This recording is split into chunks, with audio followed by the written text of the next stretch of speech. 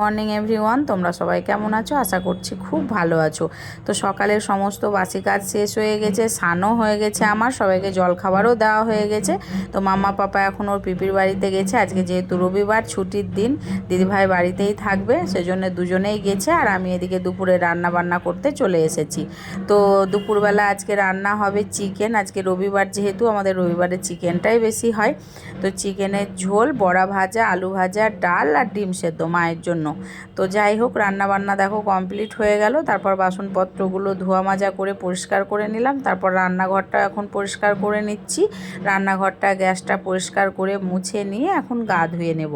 তো পরিষ্কার করে গাটা ধুয়ে নিলাম। তারপর নাইটিটা চেঞ্জ করে একটু চুলটা চিরুনি করে এখন যাব দোকানে। তোমাদের দাদাভাই খেতে আসবে। তো দোকানে এসে খুব গরম লেগে গেছিলো, তো একটা আইসক্রিম নিয়ে খেলাম। তারপর ঘরে এসে দুপুরের খাওয়া দাওয়া কমপ্লিট করলাম আর তোমাদেরকে জানালাম টাটা।